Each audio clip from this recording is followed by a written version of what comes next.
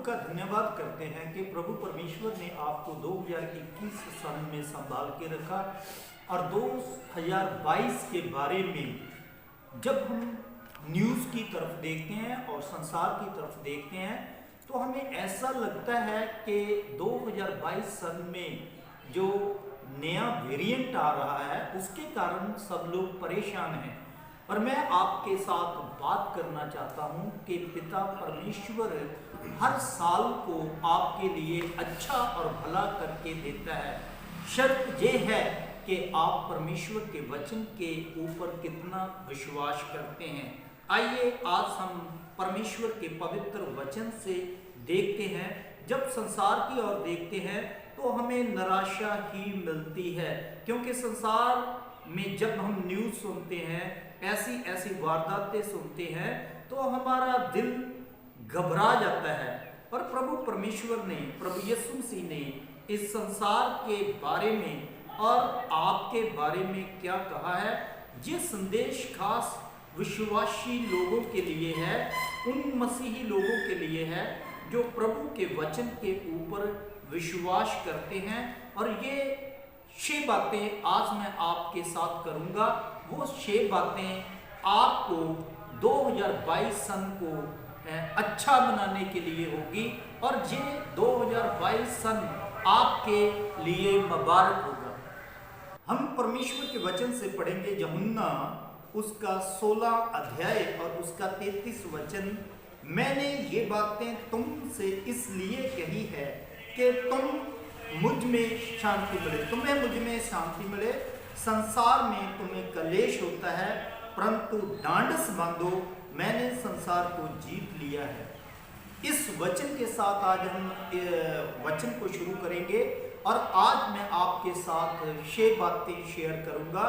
अगर आप इन 6 बातों को अपने जीवन में लागू करोगे, इन 6 बातों को मानोगे, तो हकीकत में ये जो साल है 2022 आपके लिए एक अच्छा और बरकत वाला साल होगा। यदि आप संसार की बातें सुनेंगे, संसार और शैतान का काम होता है आपके हृदय में डर वाली बातें बताने का। और वैसे भी जब हम कोरोना की बात करते हैं तो हर एक इंसान के मन में डर बैठ जाता है, परंतु परमेश्वर प्रभु यीशु मसीह इस वचन में आपको ये बोल रहा है कि आपका हृदय ना घबराए, आप ढांढस रखो, क्योंकि प्रभु यीशु मसीह ने ही बोला है कि संसार में तुम्हें कष्ट हो सकता है, कलेश हो सकता है, परंतु आप हृदय को संभाल कर रखें, वचन से भर के रखें, क्योंकि यीशु मसीह ने संसार को जीत लिया है। आइए अब 6 बातें हम शुरू करते हैं। सबसे पहले हम पहली मुख्य बात देखते हैं। यदि आप 2022 को परमेश्वर के वचन के साथ शुरू करोगे तो ये साल आपके लिए अच्छा और मुबारक साल होगा। आइए अब हम पहली बात को देखते हैं परमेश्वर के वचन से कि परमेश्वर 2022 सन आपसे क्या चाहते हैं। सो सबसे पहली बात हम रोमिया इसका 12 अध्याय इसके दूसरे वचन में देखेंगे कि इस साल परमेश्वर आपसे क्या चाहते हैं कि आप सबसे पहले के कौन सा कदम उठाएं जिसके साथ आपका साल मुबारक होगा और हो सकता है। आइए 12 अध्याय का हम पढ़ेंगे दूसरा वचन। इसमें लिखा है, इस संसार के सादृश ना बनो, परंतु तुम्हारे मन के नए हो जाने से तुम्हारा चाल चलन भी बदलता जाए, जिससे तुम परमेश्वर की भली और भावती और सिद्ध इच्छा अनुभव से मालूम करते रहो। ये वचन आपके लिए बहुत कीमती है, मसीही लोगों के लिए कीमती है, कलीसिया के लिए कीमती है कि हम संसार जैसे ना बने, क्योंकि यदि आप संसार जैसे बनोगे, ये पहली बात है, यदि आप संसार जैसे बनोगे तो संसार की वेरिएंट, संसार की बीमारी, संसार के कलेश आप आपको सताएंगे और आपके ऊपर आएंगे। यदि आप बचना चाहते हो तो एक ही हमारे पास फॉर्मूला है, वो फॉर्मूला है संसार जैसे ना बनो। और अपनी प्रार्थना में ये जानने की कोशिश करो कि प्रभु की भली भांति सिद्ध इच्छा क्या है। आइए कुछ बातें हम देखेंगे। जैसे मैंने बताया कि 6 बातें देखेंगे। ये पहली बात है, यदि आप चाहते हैं कि 2022 सन आपके लिए ब्लेसड ईयर बन जाए तो आपको पहली बात ये करनी है, संसार जैसे नहीं बनना और प्रभु की इच्छा की खोज करते रहना है। आइए अब हम पिता परमेश्वर के वचन से दूसरी बात को देखते हैं कि हमने क्या करना है। दूसरी बात हम देख सकते हैं, जे कहावता नीति वचन 3 अध्याय और उसके 5 वचन में हमें मिलती है। वो ये बात है कि हम परमेश्वर के वचन के ऊपर विश्वास करें। जो परमेश्वर के वचन में लिखा हुआ है वो हमारे लिए ही लिखा हुआ है। और सबसे उत्तम और भली बात यही है कि आप और मैं और कलीसिया परमेश्वर के वचन के ऊपर पूरा विश्वास करें। यही हमारे लिए मूल सिद्धांत है। आइए हम देखते हैं इसके पहले वचन में क्या लिखा है। हे मेरे पुत्र, मेरी शिक्षा को ना भूलना, अपने हृदय में मेरी आज्ञाओं को रखे रहना। ये पहली बात है, प्रभु की शिक्षा। इस वचन के ऊपर आप कितना विश्वास करते हैं? यदि आप विश्वास करते हैं, प्रभु के वचन की शिक्षा लेते हैं, और क्या होगा? दूसरा वचन ये लिखा है, क्योंकि ऐसा करने से तेरी आयु बढ़ेगी और तू अधिक कुशल से रहेगा। मेरा इस वीडियो को बनाने का यही उद्देश्य है कि इस साल 2022 सन में आप परमेश्वर की शिक्षा की ओर ध्यान दें और प्रभु के वचन के ऊपर पूरा विश्वास करें। तो यहाँ आपके लिए एक वादा लिखा हुआ है, वो ये है, क्योंकि ऐसा करने में तेरी आयु बढ़ेगी और तुम अधिक कुशल से रहेगा। आपको किसी भी वेरिएंट का, किसी भी बीमारी का कोई भी असर नहीं होगा। ये सब आपके लिए बेअसर होगी। कुछ बातें नीति वचन 3 अध्याय में लिखी है। इसके 5 वचन में लिखा है प्रभु के वचन के ऊपर विश्वास करना, और पहले वचन में लिखा है उनकी शिक्षाओं और आज्ञाओं को ना भूलना, पूरा करना। और 6वें वचन में लिखा है कि सब काम उसी को सिमरन करने के साथ कर। और फिर जो मेरा तीसरा पॉइंट है आपके साथ, वो 7वें वचन में लिखा हुआ है। वो क्या लिखा है? अपनी दृष्टि में बुद्धिमान ना होना, यहोवा का भय मानना और बुराई से अलग रहना। अजीजों, आज हम अपने जीवन को चेक करें। क्या आप परमेश्वर का भय मानते हैं, बुराई से दूर हैं? ये बातें परमेश्वर आपसे चाहते हैं। सबसे पहली बात परमेश्वर ये चाहते हैं कि आप संसार जैसे ना बने। दूसरी बात परमेश्वर ये चाहते हैं कि आप परमेश्वर के वचन के ऊपर विश्वास करें।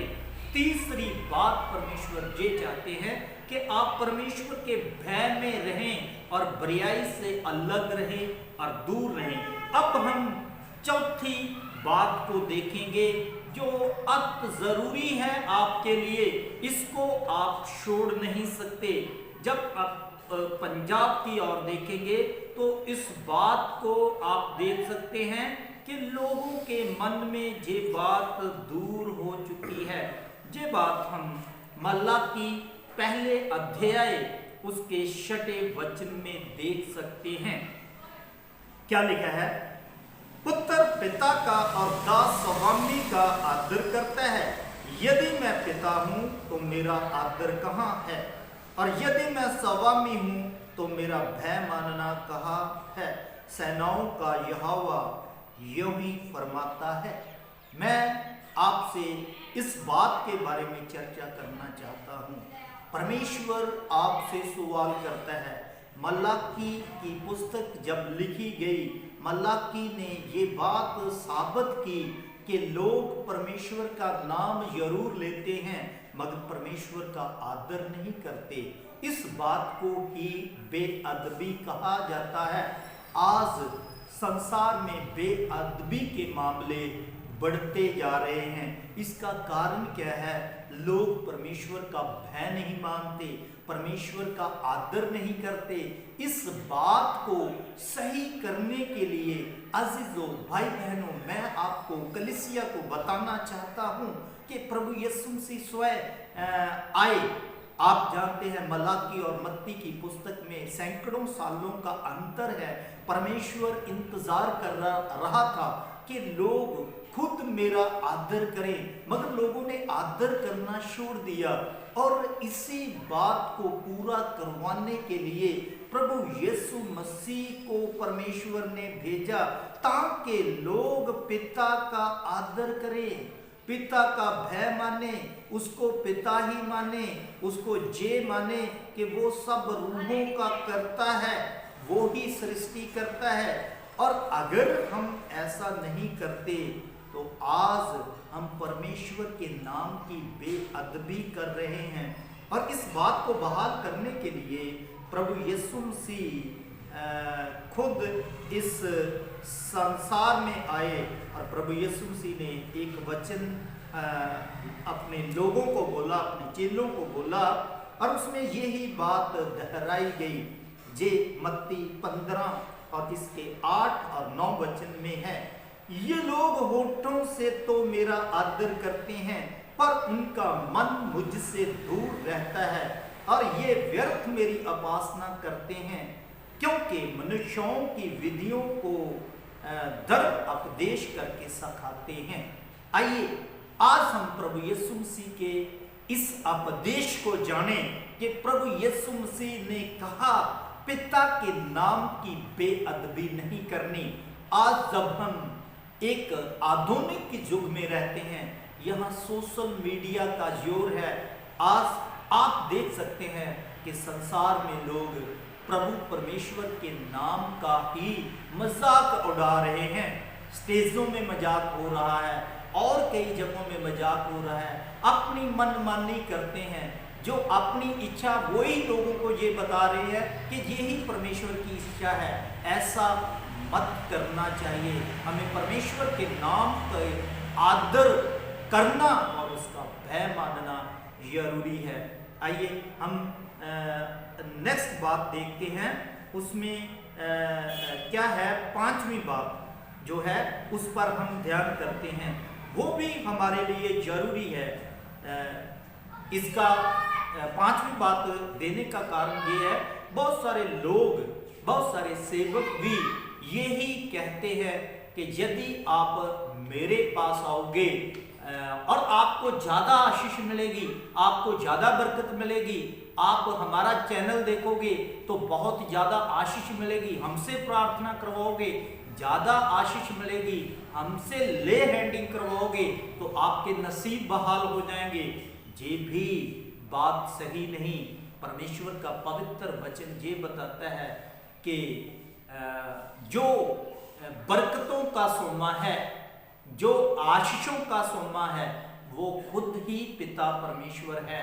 यदि पिता परमेश्वर को पिता परमेश्वर का दर्जा देंगे तो हमें ये मालूम होगा कि वो ही हमारे सुख का मूल केंद्र है और उसी को ही केंद्र बनाकर रखना आवश्यक जरूरी है।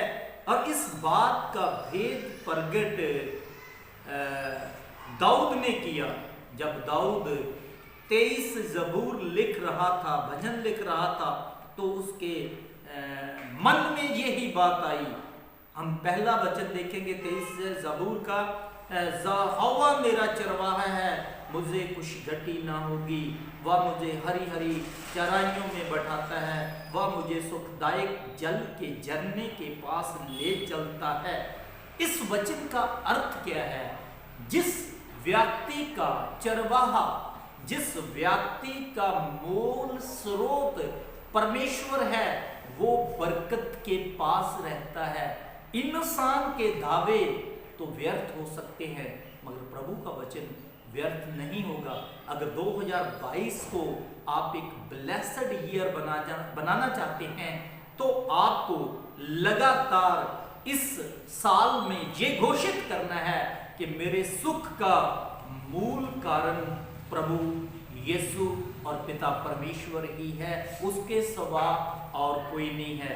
और इसी ही अध्याय के मैं एक और बात बताना चाहता हूं, और आपकी आशीष कहां छिपी है वो ये है, इसके 5 वचन में लिखा है, तूने मेरे सिर पर तेल मला और मेरा कटोरा उमड़ रहा है। और इसका अर्थ क्या है? ब्लेसिंग के पहले हमेशा अभिषेक आता है।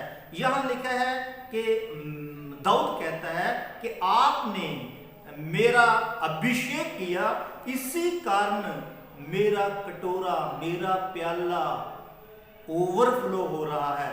आपकी लाइफ ओवरफ्लो होगी। यही बात प्रभु यीशु मसीह ने सामरी औरत से कही थी कि यदि आप मेरा दिया हुआ अमृत जल पियोगे तो आपके अंदर एक जल का ऐसा सोमा लग जाएगा जो उमड़ता रहेगा। यही परमेश्वर 2022 में आपके साथ करना चाहते हैं। और जैसे 5वीं बात बहुत कीमती थी, वैसे 6ठी बात भी बहुत ज्यादा कीमती है। ये भी प्रभु यीशु मसीह आपसे चाहते हैं। आप कलीसिया में हैं, आप चुने हुए हैं, और प्रभु परमेश्वर पिता की आपके लिए क्या इच्छा है, इसको हम यूहन्ना के अंजील सुसमाचार और इसके 15 अध्याय के 16 वचन में देखते हैं। और यहाँ क्या लिखा है, हम इसको पढ़ते हैं। इसमें लिखा है, तुमने मुझे नहीं चुना परंतु मैंने तुम्हें चुना है और तुम्हें नियुक्त किया है कि तुम जाकर फल लाओ और तुम्हारा फल बना रहे, कि तुम मेरे नाम से जो कुछ पिता से मांगो वह तुम्हें दे। ये बहुत इंपॉर्टेंट वचन है। कलीसिया को प्रभु यीशु मसीह ने क्यों चुना? आपको प्रभु यीशु मसीह ने क्यों चुना? आपने बपतिस्मा क्यों लिया? इसका रीजन यही है कि प्रभु आपसे चाहता है कि आप फलदार हों, आपके द्वारा बहुत से लोग धर्मी बन जाएं। ये बात तब पूरी होगी जब आप दानियल 12 अध्याय के 3 वचन को पढ़ोगे। यही प्रभु पिता परमेश्वर की और प्रभु यीशु मसीह की आपके लिए इच्छा है। क्या आप इस इच्छा को पूरा कर रहे हो? यदि नहीं कर रहे तो 2022 में आप एक निर्णय लें। वो ये निर्णय लें कि मेरे परिवार के द्वारा और मेरे जीवन के द्वारा बहुत से लोग धर्मी बनेंगे। यही प्रभु की इच्छा है। इसीलिए प्रभु यीशु मसीह ने और संत पौलुस ने रोमिया में कहा था कि आप इस संसार के सदृश्य ना बने, संसार जैसे ना बने, क्योंकि प्रभु की कुछ और इच्छा है आपके लिए। वो इच्छा इस वीडियो में आपको बताई है। पहली बात आपको ये बताई, संसार जैसे ना बनो। दूसरी बात ये बताई कि आप प्रभु परमेश्वर के वचन के ऊपर विश्वास करें। तीसरी बात ये बताई कि आप परमेश्वर का भय मानते रहें। चौथी बात बताई कि आप पिता परमेश्वर का आदर करते रहें। और 5वीं बात बताई कि आपके पास जो है, आपको जो सुख मिल रहा है, उसका मूल स्रोत परमेश्वर को ही बोले। जैसे सामरी औरत को भी बोला कि आपके अंदर मैं जल की नदियों का एक सोमा लगा दूंगा, वो यीशु ही लगा सकता है। ये दर्जा किसी ही मनुष्य को जब परमेश्वर के सेवक को ना दे, यदि देंगे तो हम परमेश्वर के नाम और प्रभु यीशु के नाम की बेअदबी करते हैं। और लास्ट बात मैंने ये बताई, ये परमेश्वर की इच्छा है कि आप फलदार हों। यीशु की भी यही इच्छा है कि आप फलदार हों। आप इस बात की चिंता करें। और लास्ट में मैं ये आपको बताना चाहता हूं कि संत पौलुस ने इस बात के लिए क्या लिखा है। ये बात आप फिलिपियां 4 उसके 17 वचन में देख सकते हैं। संत पौलुस ने फिलिपियां के लोगों को 4:17 में क्या बोला, हम देखते हैं। ये नहीं चाहता कि मैं दान चाहता हूं, परंतु मैं ऐसा फल चाहता हूं जो तुम्हारे लाभ के लिए बढ़ता जाए। ये संत पौलुस ने फिलिपियां के लोगों को क्यों बात बोली, इसका बहुत गहरा अर्थ है कि संत पौलुस कहता मैं आपका केवल दान ही नहीं चाहता। आज मसीही लोगों के लिए एक चेतावनी है।